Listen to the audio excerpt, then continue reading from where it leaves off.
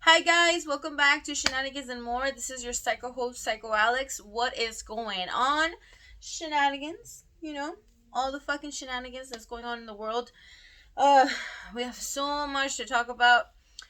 And for this specific topic, I want to talk about how it's millennials' fault for everything, right?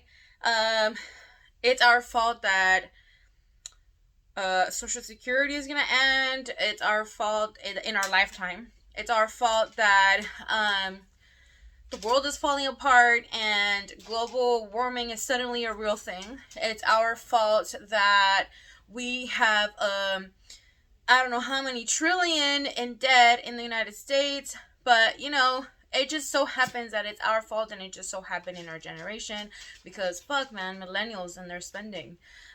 It's also just so happens to be our fault because now we're deciding to take our time and have children. And suddenly it's our fault because we decided to have children after 30. It was our decision? Was it really though? Was it really our decision that inflation and houses are suddenly so expensive and now we have to live all bunched together with our parents and like other people and like our partners and stuff? Like, come on. But everything's our millennials' fault because why the fuck not? Anyways, so check out my shirt. Hey, go say it yourself. Okay, so today's topic is actually called infertility. Did you guys know that 1 in 7 couples is actually infertile? I think the correct word is infertile. So what is infertility? It's the inability to conceive children. Duh, I could have told you that. But that's literally the description in the dictionary.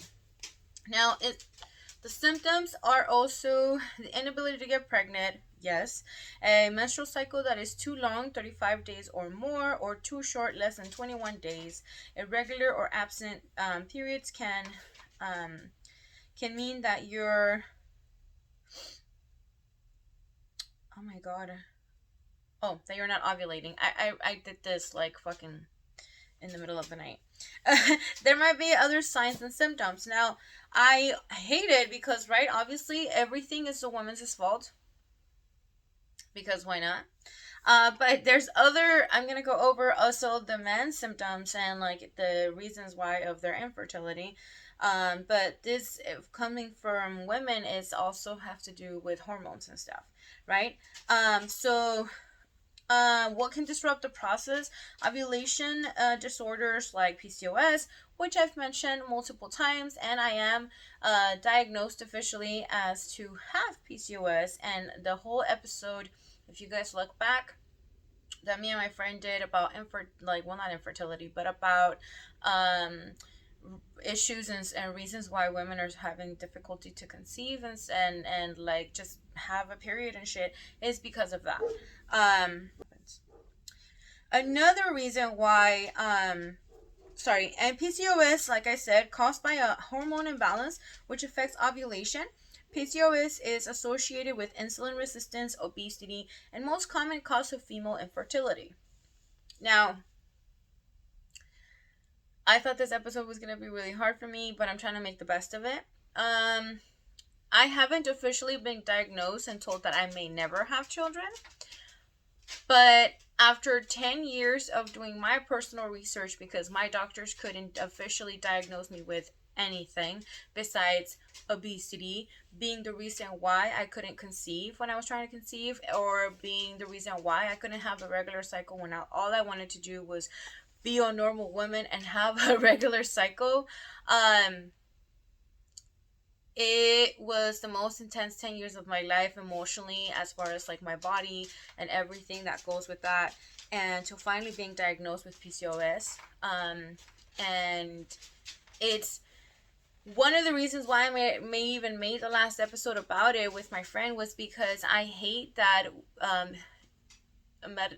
doctors or anyone really he just wants to fucking look at you and say, oh, you're Hispanic, oh, you're black, oh, you're obese, oh, you're a woman, oh, you come from this kind of background, you probably have diabetes, you probably have obesity, and that's the only reason why your body's not functioning the way it needs to function. Now, that may be true, but part of a symptom of why my body wasn't doing what it was supposed to be doing, but it wasn't the reason, exactly the reason why, you know?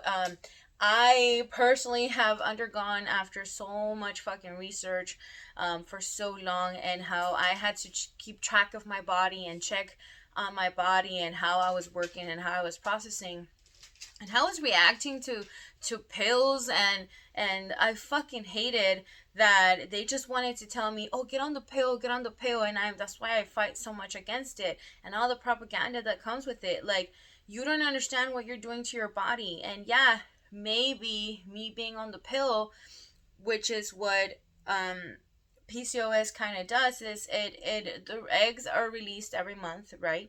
And that would feed the cysts that are being created in my ovaries or my fallopian tubes or whatever, and cause like those cysts to grow, because the egg releasing will feed it. Now, what keeps the egg from releasing? The pill. But was that really the best natural or the best way to really do that to my body? No.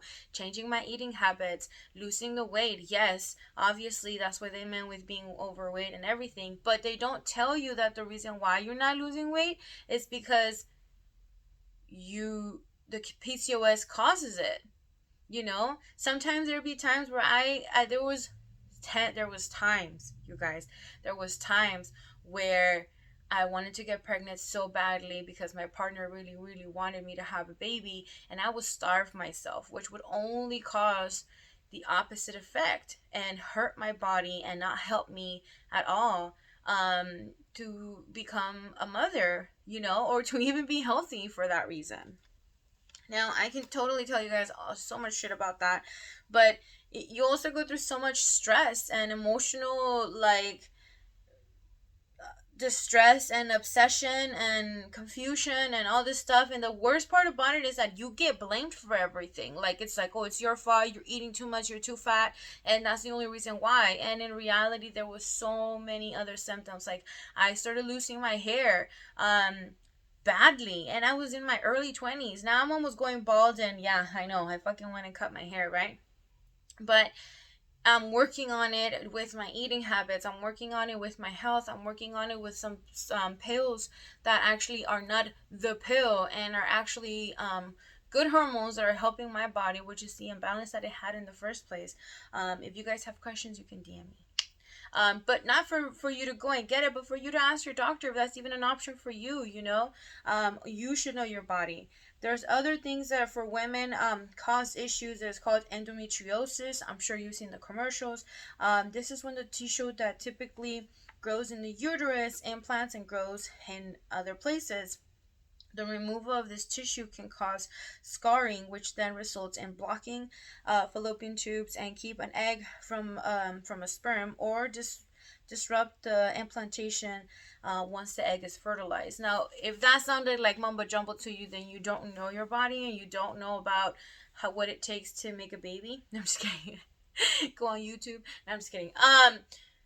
But basically, it's saying that the uterus is this beautiful, nice, cushiony area where the egg, once it's fertilized, well, first when the egg and the sperm meet, they love each other, meet each other, and cuddle up together to make this really, really tiny, beautiful cell that becomes to be a baby, right? So then once that happens, it needs to get attached to something and like implanted into this part of the uterus where the baby grows, and that's where it's attached to it, and that's where all that happens. But if there's scarring from the removal of this tissue that gets built up, then it makes it way more difficult for the actual fertile egg mixed with the little sperm to stick together to it, and that's what that is. There's other causes that vary so much and can again have to do like not even just with obesity being one of the symptoms but not being the reason why you can't get pregnant. As far as, like I said, hormonal imbalance and other kind of issues like accidents that you may have had, hurted yourself, all kinds of things that are not necessarily, I mean, first of all, it ain't your fault. Okay. But a lot of things, and it's so easy to blame the women. I know my ex used to blame me. And then one day, he's so fucking crazy. One day he like messages me and he's like, "Oh, by the way, like you were fine. It was me. I had to get my testicles checked, and like they told me that I wasn't ejaculating properly, and that's why we couldn't get pregnant." And like that's another thing that happens, like I'm not saying that it was all his fault, um because I know my body and I know that it wasn't like working properly, therefore I probably wasn't ovulating in the first place. But and the stress made it even worse. But it could also have been that there's a lot of couples as well that they're both infertile or they're both going through something at the time, and like, you know our bodies were not working properly, and also it just wasn't meant to be. Thank the Lord, baby Jesus. I'm not religious exactly, but um as for male infertility, it can also be by many issues, some being low sperm count, abnormal sperm function, blockage, or blockage.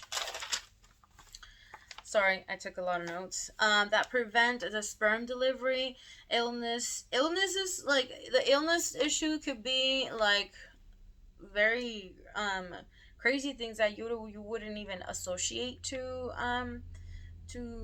sperms and stuff.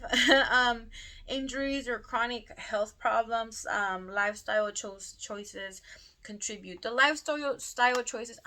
What is wrong with me today? I can't even spoke. I can't. I'm just saying everything's so bad. Uh, as far as lifestyle choices, another ex of mine. Oh my god, I'm just putting them on all blast, But who cares? They're exes. They ain't even watching me.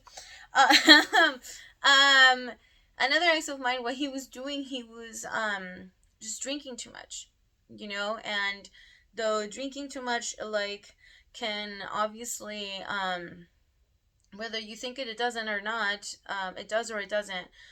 Drinking too much can lead to a lot of issues, especially with the males. Um, Organs and stuff like you know um the proper name is erectile dysfunction or whatever, like just not being able to keep it up or whatever, and shit like that. Also, like the lifestyle choices also refer to like catching STDs and like that leading to complications as far as all that stuff goes. That's from what I researched, not me telling you. Also, I'm not putting him on blast saying that his dick wouldn't get hard. I'm just saying that those kind of lifestyle choices would lead to having issues where suddenly you can't, or suddenly in the middle of something, it just dies. Okay. Death. Apparently, according to another ex of mine, I'm just gonna put them all out there. The issues that he was going through emotionally and that he didn't want to take therapy like I suggested, kind of led him to having issues to actually gave him issues to actually get there or to even get started at all. So it could be a lot of things as for women as well, but we're just kind of the receivers. We don't really need to be in tuned with our sex life in order to conceive, right? In order to receive the sperm. But just like women, men can suffer from a hormone imbalance that can lead to infertility. This one was really interesting to me, but for sure. So the thing about hormones is that I've been blaming everything, is that we don't think about it. Okay, especially because we live in America and we don't think about like how much hormone shit they put shenanigans how much hormone shenanigans they put in the chicken and the meat and the eggs and the everything we fucking eat, milk and all this stuff that needs to be processed and that needs to be kept a certain way, like all of that shit, obviously, where is it going? What happens when you start throwing, dirty water to a tree, or like Clorox water to it or something, anything, like whatever you change the good healthy thing you're giving it, it's gonna change. So if we eat crap, what's wrong with my shirt? If we eat crap, or not crap, but well, on top of that, then we eat like garbage food, like fast food and all that stuff. Oh my god, why is it so good? But if we ingest all of that, where do you think it's gonna go? What do you think it's gonna do? Obviously, it's gonna fuck your shit up. And we're already fucking, like, we went through a pandemic, so we were just sleeping and watching Netflix and waking up late and going to sleep late and drinking coffee and energy drinks for some fucking reason, and then just chilling the rest of the day. Like, obviously, like, all of that takes effect into our bodies. So if we don't live a healthy life, it's gonna make it harder, on top of the fact that everything, whether we choose organic or not, like, it's bound to have something, I mean, I don't believe that fucking label shit, honestly. Unless I like research the actual, like, farm something, whatever the fucking names of the chicken brands are. And I can, as far as I can know and do my research, that it's legit and it's organic, then cool. But you know, we're broke.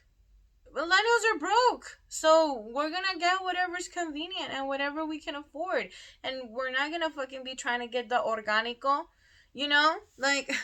So all of that is taken to effect in our bodies. Therefore, all of that is taken to effect in when we're trying to make babies, and how much harder it's becoming to have them.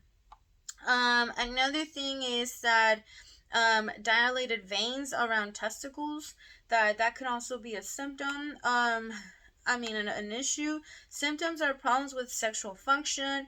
For example, difficulty when ejaculating, or small volumes of the sperm and fluids. Reduced desire. That's also a thing. Like, a lot of times women are so judgmental, and we are just kind of saying, oh yeah, men want to have sex all the time, which now it's becoming the other way around, if I'm honest. Women just want to have sex all the time.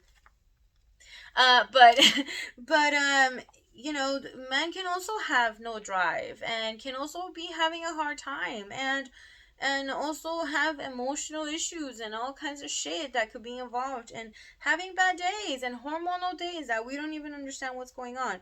But all that can be a part of it. Difficulty maintaining an erection, like I said, anything that, as far as like lifestyle, if you're doing drugs, if you're drinking, if you are not sleeping how you're supposed to be sleeping, if you are working out too much, like, because it's causing exhaustion in your body, like, obviously all this kind of crap, like, it's gonna catch up with you.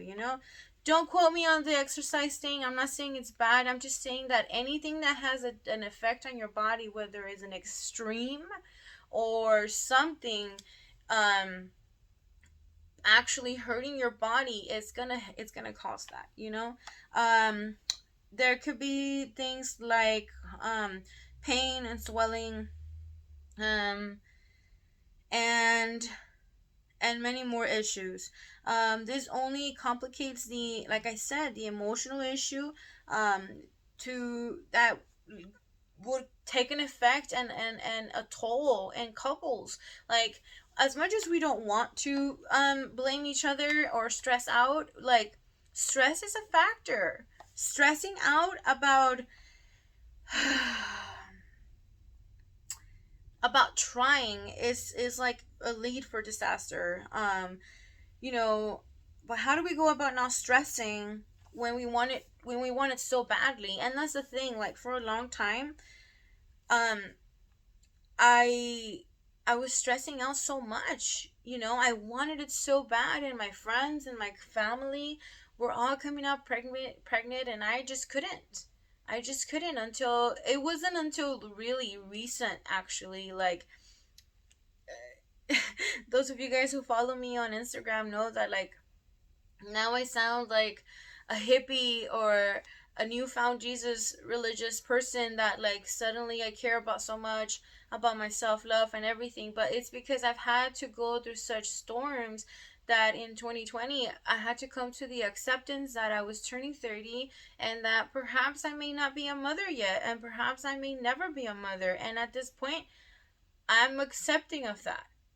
It's taking me so much, and I hated so much with the passion. And this is also why you will always see a lot of shit, a lot of my posts about it, is that I hate it when family members are not even considerate as to why you're not having children yet, you know, because back in those days when I was trying to have children and people were asking me, it was only making me stress even more. It was only making me feel like a failure at life. There were times where I was just like, this is supposed to be the simplest thing that a woman should be able to do, and I can't do that. Like, the emotional torture I would put myself through was really bad. I can never understand. Like, I'm trying to forgive myself for doing that to myself, because it was so bad. It was so, so bad. I feel like no one else ever could have hurt me so bad, or that I would have allowed anyone to treat me so bad, as far as bad as I treated myself for failing at it. And it goes back to how I was never properly diagnosed, and I would just blame myself, and I was just told that it was because I was obese, and that because I was fat and I wouldn't stop eating, and this and that, and everything just, it was just a fucking cycle, a little circle cycle that just kept going and going and going. Stressing about it would make me want to eat, stressing about it would make me upset, and not sleeping and not working and not doing anything, and like being depressed. It's just, it was a non-ending cycle until I decided to break myself free. Okay, so it's insane. Now millennials are facing challenges, and the article blames it on our generation for starting families after our 30s. But isn't that what people do? I'm just asking. No, not trying to be offensive. I'm just saying, like, I would always thought of it something like that being like a white people thing, because like they want to finish their careers and they want to have a home and have the wedding and all that stuff. Like, on the contrary, compare on the contrary to Mexicans who get pregnant at 15 and figure out if they just finish high school once after the children are born and they're going to school and whatnot. So I always thought that was a people of different life um styles. um can we please express the ultimate how ultimately it is not um our party or the other's fault, like in between partners or relationships, like and can we not forget about adoption? Like, adoption is one of the things that I've always wanted to do. But trust me, I know it's a difficult process. It's a hard and expensive process, as well as IVF and surrogacy. Um, and from personal experiences, wanting a child of your own will not compare. Not that beautiful children, that you can adopt will not fulfill that, most definitely, but as for the desire, a lot of people have found their children in adopting, and I mean only, and I don't know, and I don't only mean newborn. One of my dreams has been to have a house and adopt, love those who need it, because I have a lot of love to give. Unfortunately, love is just not enough. I need a house and money to give them that. In the meantime, I can tell you who might have the resources. I can tell all of you who might have the resources to adopt. Then people wonder why millennials prefer having pets. Not only is it expensive to have children, it is also expensive to make them. Good luck to all of you who are trying, and that's you know, that's what I'm saying. Like, I would very much, um, that last part was my monologue, by the way. It was prepared. I don't know why I did that, but I just didn't want to forget a couple things. So, um, like I mentioned, like, adopting is a beautiful thing. A lot of people have actually found their children in these kids that they not did not conceive themselves, who are waiting to be loved, who are waiting to find their home and parents and siblings to love, and to love them. And what I meant with, it's not the same feeling. Like, you can possibly find that. And we see stories online all the time, like that single dad who found his kids, and he was like all over the internet because this kid loves him and he's like being great to him and stuff. And like same-sex couples could also be great parents, and I don't understand why the process is so difficult, but giving them up for foster is fine. Like, that's a whole other topic. But as far as infertility, like, it's something that it's total option. It's not an easy process. For a lot of us who don't have all the resources or also don't have all the qualifications, um, it sucks, because we want to be able to be parents. Like, there was this point in my life where I was like, honestly, just like ready to get my own apartment and have a spare bedroom.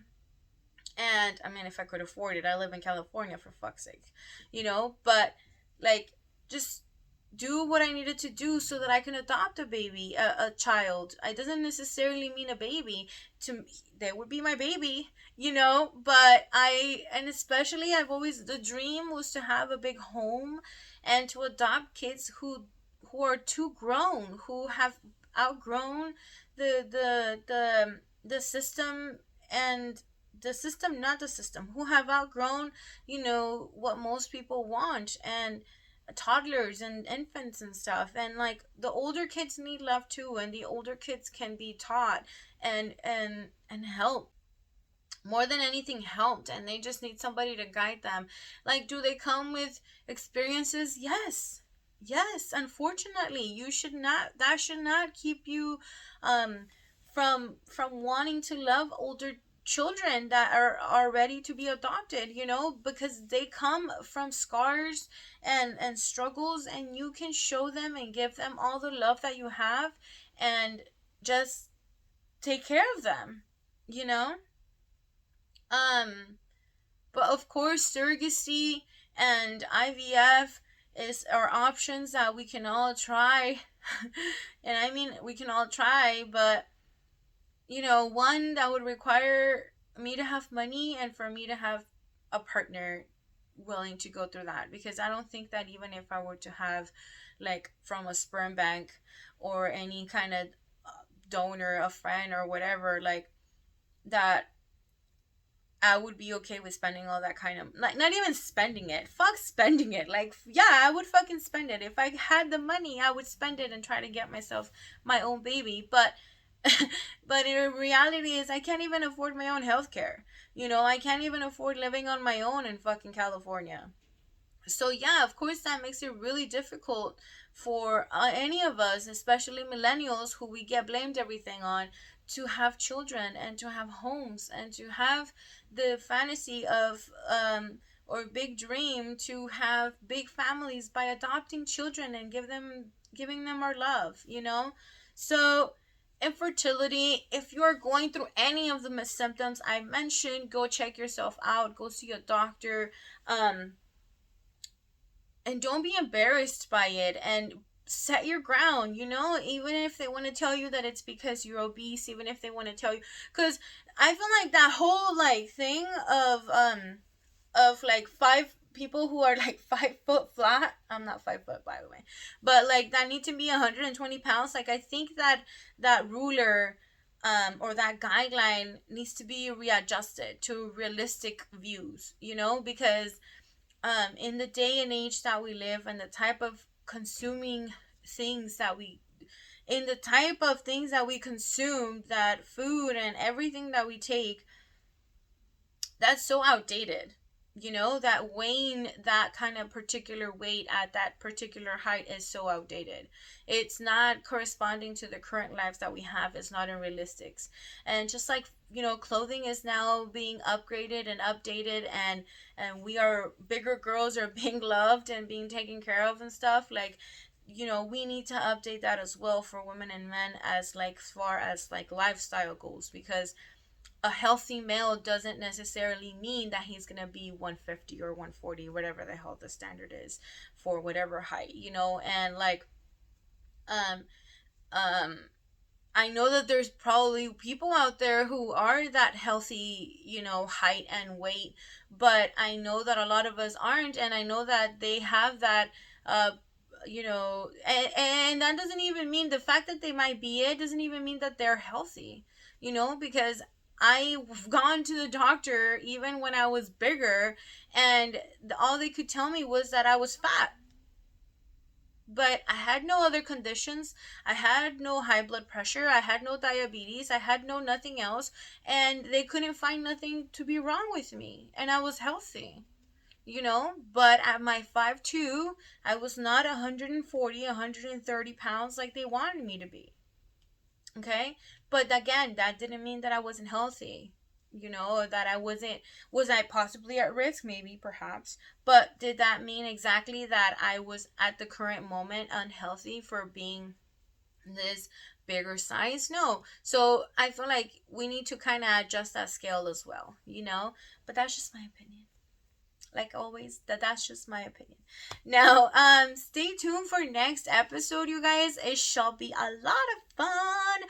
If you haven't already seen what the next topic is, go ahead and check out Instagram at shenanigans and more underscore, for Instagram's page, and you can answer all my beautiful questions and get a shout out if you need to, and if you want to, and I shall soon, hopefully soon, I'm working on getting you guys some stickers. If you start seeing them all throughout the city, if you start seeing them out where you are, hey, take a picture and send it to me. But if that should be coming really soon. And also, if you guys could please, if you're interested in getting one of these beautiful keychain thingies with our name on it, shenanigans and more, shenanigans and more. If you're interested in one of these, go ahead and go to my Instagram, for the page of shenanigans and more. Again, shenanigans and more underscore, and I'll be, if you tag 3 people and you are the very first, how many do I have? I have 2 in my hand.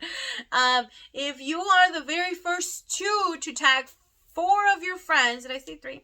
To tag 4 of your friends, and they like this kind of thing, my post on my page or whatever, you will get one of these. You can claim your prize, but I will message you guys. So go ahead and follow my page at shenanigans and more. Again, shenanigans and more underscore on Instagram, and you guys will get one of these. Yay! Finally. But you guys should be able to see the new cool stickers that I'm working on. Yay! And next topic for next week's episode shall be funny as fuck. And we will have a debate. I mean, who knows, We might actually have people who are against it. But I'm not going to tell you guys much more than that. So thank you so much. And this has been Infertility. This is your psycho host, Psycho Alex, with shenanigans and more. Bye.